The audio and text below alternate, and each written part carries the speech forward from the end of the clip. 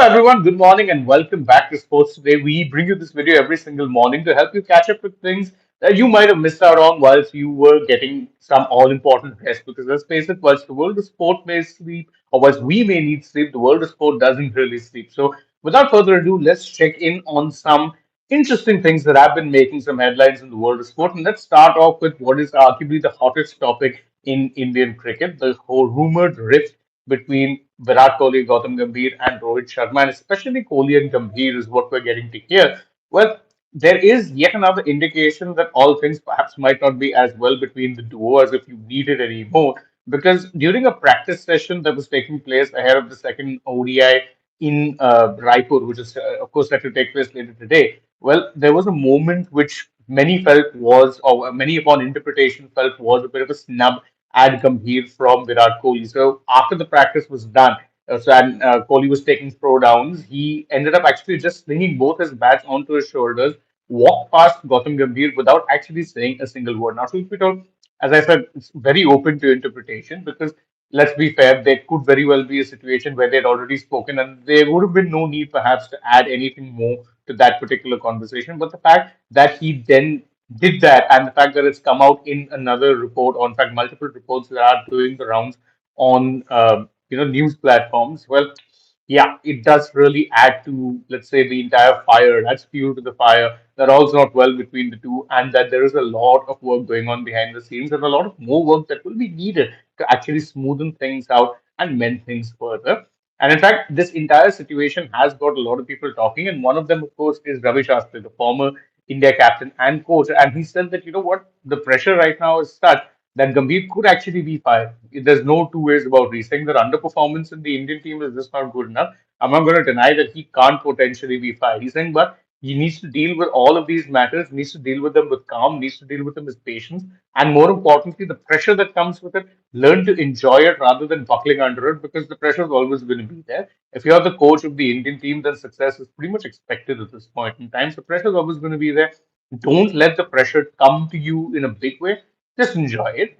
And another, whilst there's a lot of conversations about edging out Rohit and Kohli from the team setup, former India cricketer Madan Lal has actually come out and spoken in their defense and said that no, they should be respected and given the right to decide when it is that they want to retire. They need to be back as long as they're playing because they are proven match winners for India. And truth be told, it seems to be a sentiment that a lot of people are echoing at this point, especially since, in fact, what is happening in this entire thing is that there is a lot of talk about them being nudged out of even Test cricket. And so there has been this talk that whilst in Test cricket, it was okay to have a conversation with them and not necessarily nudge them into retirement, but have a talk with them because form wasn't there. You remember they didn't perform well against New Zealand. They did definitely didn't perform well in the Border Gavaskar Trophy. So it was fine to have those conversations, but there's a lot of puzzlement over doing that consistently in the ODI format because they've both been getting runs. So I kind of agree with what it is that Madan Lal is saying here.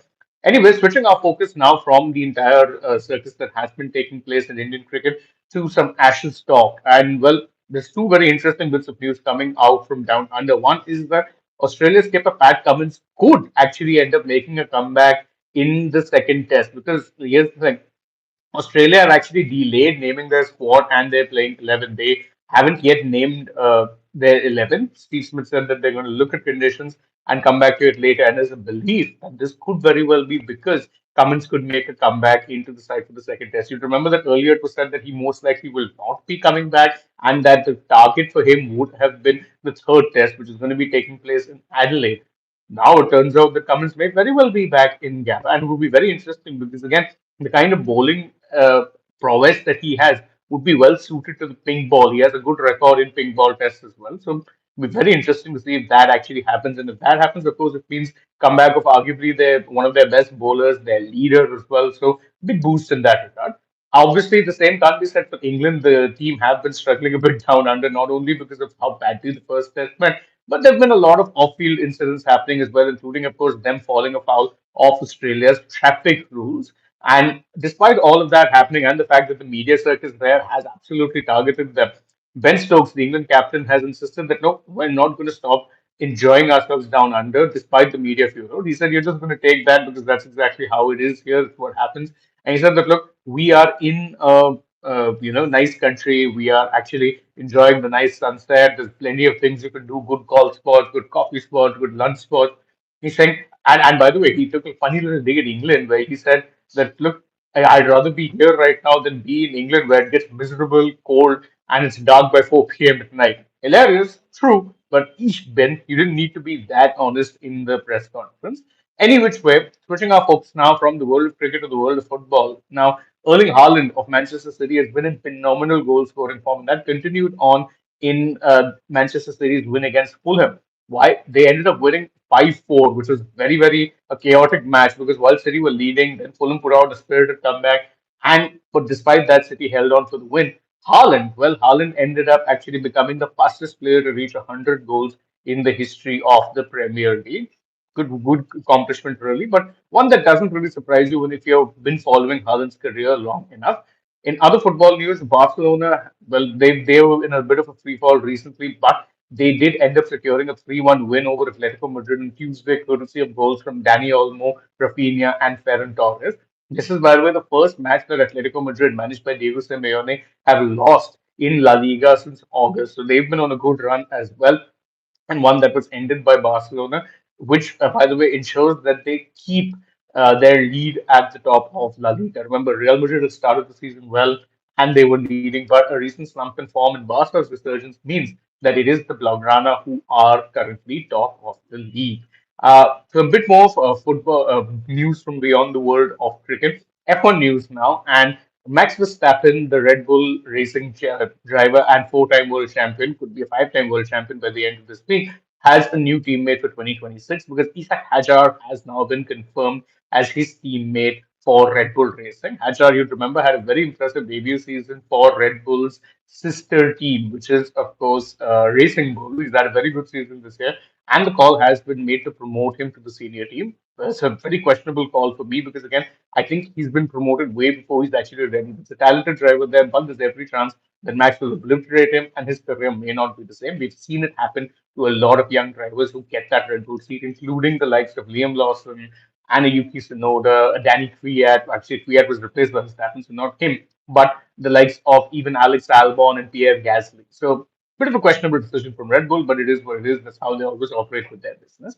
By the way, there was a lot of chatter also, and we're switching news now for a potential comeback from Serena Williams. Serena Williams, she ended up actually registering for the drug testing in the drug testing pool, and that sparked a lot of rumors that, truth be told, she would be making a comeback. But obviously now she's come out on Twitter, or X as it's now known, and said that no, there is no particular plans for me making a comeback. Could very well be that she's just denying the speculation because why else would she register for drug testing? But she has also been retired for nearly 3 years at this point in time. In fact, she has been retired for 3 years at this point in time. So it would seem a little surprising if she suddenly decided to make a comeback 3 years on. Then again, her sister Venus did also make a comeback last year. So what do I know?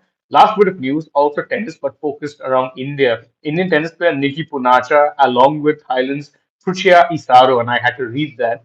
They have now secured a spot in the Australian Open 2026 men's doubles draw because they beat a Japanese duo that is Shunsuke Nakagawa and Yusuke Kushihara in the Asia Pacific Wildcard Playoff Tournament final. The Asia Pacific Wildcard Playoff Tournament is basically what helps determine the final set of people who qualify for the draw automatically. This is, of course, beyond the normal qualifiers that take place ahead of the tournament. So the fact that they won this means that India will have some representation in the Australian Open, albeit in the doubles format. So congrats to Nikki Panata. And that's it from us in this edition of the Morning Wrap. Thank you guys so much for joining us. As always, if you enjoy our work, please don't forget, like this video, share it with your friends, subscribe to the channel, tap the bell icon.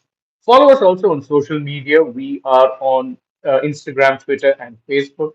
And don't forget to follow us for more such updates from the world of sports. Stay tuned. Plenty more coming your way, including a lot of coverage on the two most important things that are going to be happening today. The second, India versus South Africa ODI, and the big meeting that the BCCI are having. Bye bye for now.